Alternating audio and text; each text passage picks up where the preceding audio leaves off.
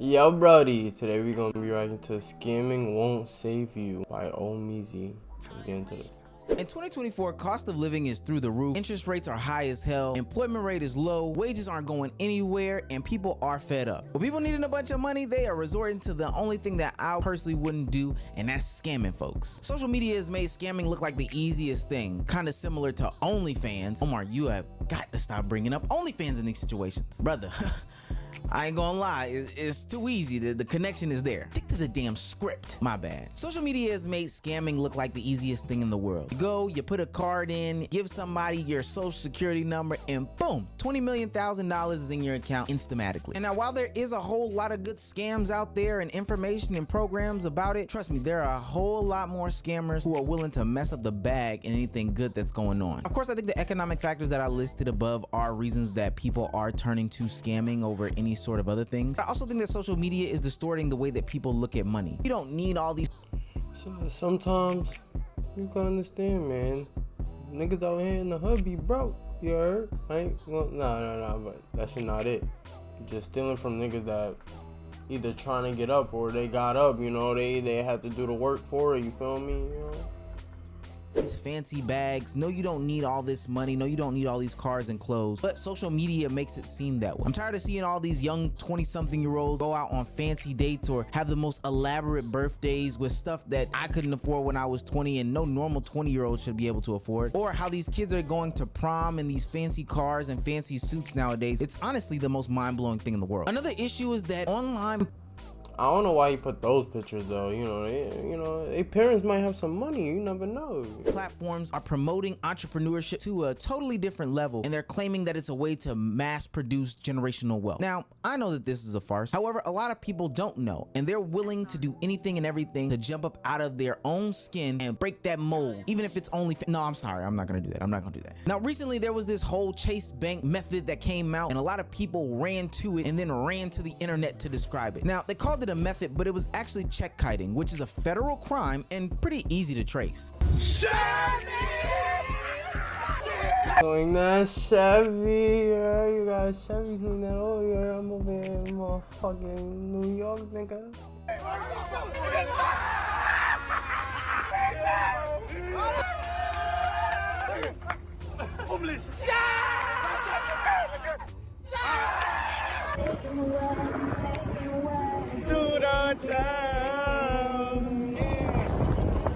And I need you, and I miss you, and now I wonder, and you know I won't go down now. All right. Everything that glitters ain't gold though.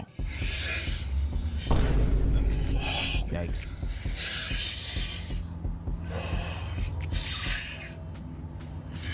Fuck, man. They really told me to tap in. Next day I was supposed to clear. Look at my account, yo.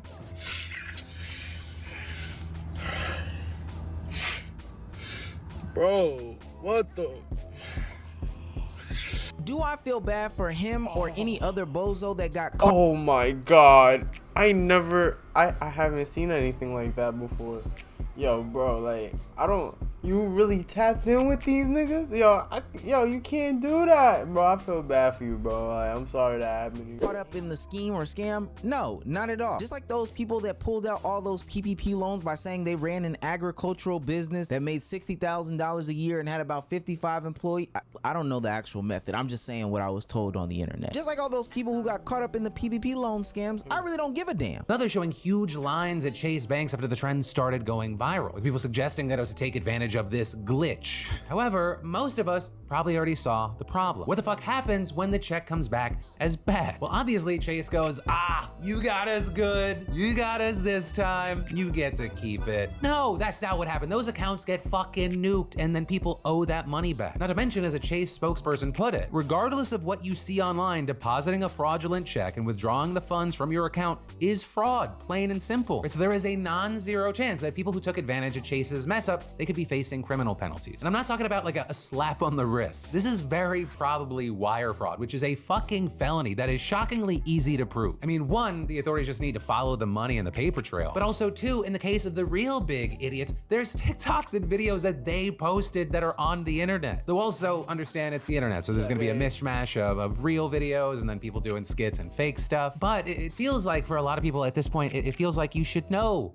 better, right? Because this is hardly the first free money trend that's not a free money thing. It's gone viral and would have resulted in criminal penalty. People are worried about chasing. Fact, didn't that happen to Cash App, bro? I don't know why y'all dumbass niggas thought y'all was about to get money from Cash App, bro. Like, well, come on, son. Like, they was gonna get their money back, bro. Them niggas don't play about. oh shit.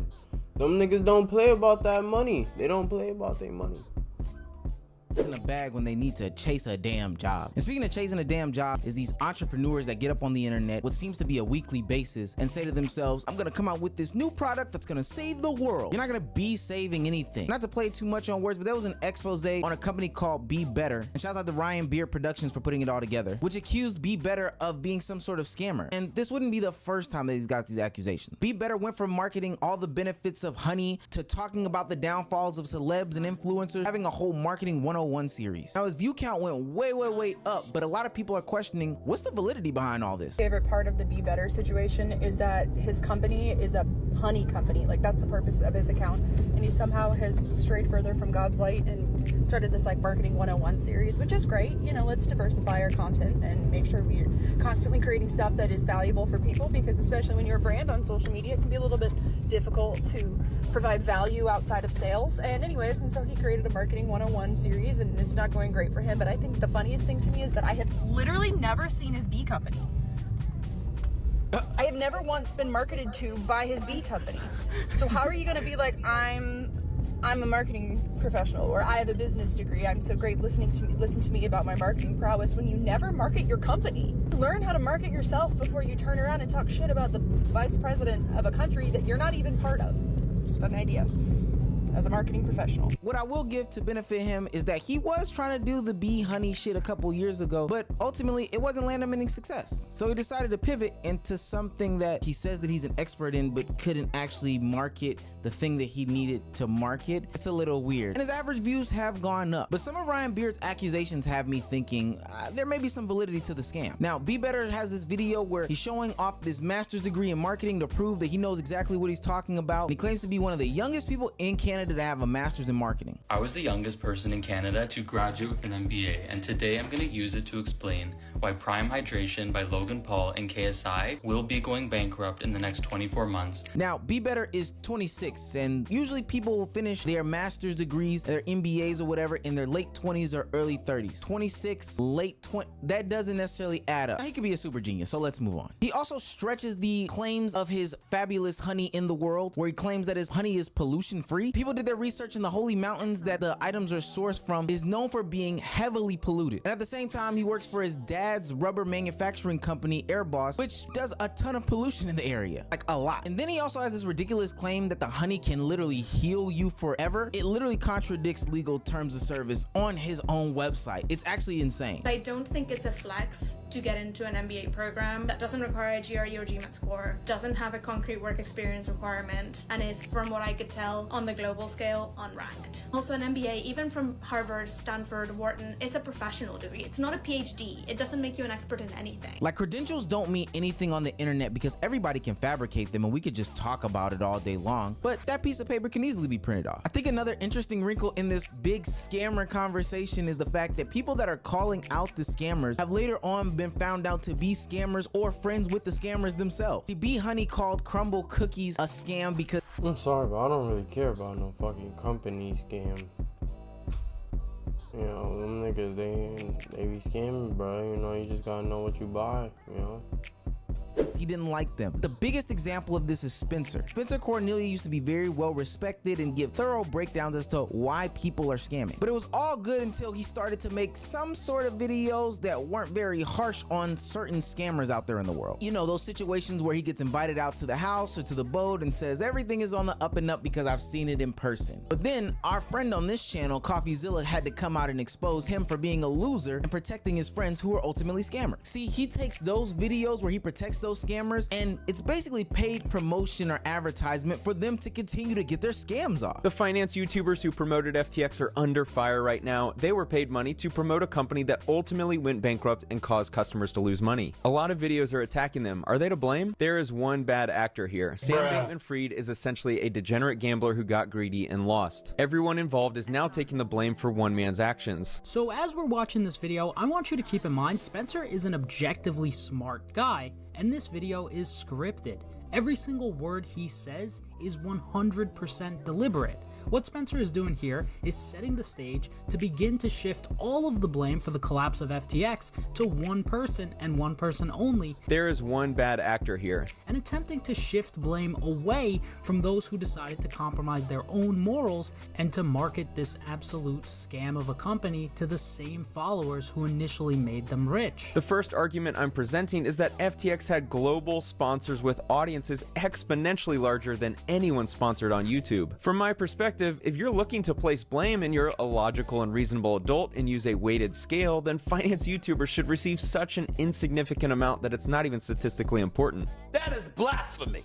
That is blasphemy. Okay. Wow, that nigga's fucked up. Look, we've seen a lot of scams and schemes throughout history. The Bernie Madoffs, the other Ponzi schemes, all the schemes surrounding the 08 housing crisis. It's so crazy when people prey on the middle class, the lower class, the upper class, or any unsuspecting Americans when it comes to their dollars. And it doesn't matter what time of history you are, there are always gonna be people who scam and scheme their way to success. I don't know too many times in history where there are people who are making bajillions of dollars who are rushing to their nearest bar or club or barbershop or whatever to tell people. So I'm always weary of those people who are on the internet talking about how they can make me so much money if I just buy something that they're selling. But I can get it when a lot of people who are down on their luck, who need that extra that are living paycheck to paycheck to paycheck, are susceptible to be, I don't know, impressed by these people. I think that all those people are terrible people. What I really think is disgusting and despicable is these people who have posed themselves to be truly unbiased and objective in the situation or in the manner as to exposing all the malarkey that goes on the internet that just come behind and back these people in this paid way. They're no better, and honestly, I might have them even more worse on the scale because I can only imagine how much less they're making in the grand scheme of it all. No pun intended. Especially when you pose yourself to be somebody who is reputable or somebody who is giving off some sort of truth in the beginning, but now you've shifted to being a payola channel. I don't like it. I don't want people to get scammed out of any more money. So all I can say is if it's too good to be true, try to stay away from the nonsense. These influencers truly have other objectives, and so you should be weary when they are pushing other influencers up or, you know, boosting people or trying to downplay something that... I see what he mean. Like, you know, you gotta be careful because let's say Snicker is poisonous and then your favorite YouTuber's like, yeah, buy it because Snicker's paying him more. You feel me? You gotta be knowing. Read it for yourself. Do your own research. Generally people think is bad, but for some reason they figured out a way to make the blame go from this person to that person. No, they have some sort of ulterior motive. The only thing that we can do in these situations is to never give grace or any sort of forgiveness to any of these scammers ever, because that's another thing that happens is that they pop back up with a new scam after laying low for a little while. We've got to get all these scammers on one island and then blow up the island. Simple as that. That includes you, Logan Paul. It does. Oh man, how y'all feel about the scammers? Have you ever scammed? Do you know any scammers? Do you hate the scammers? Do you love the scammers? Let me know in the comments. I'll see y'all in the next video. Safety.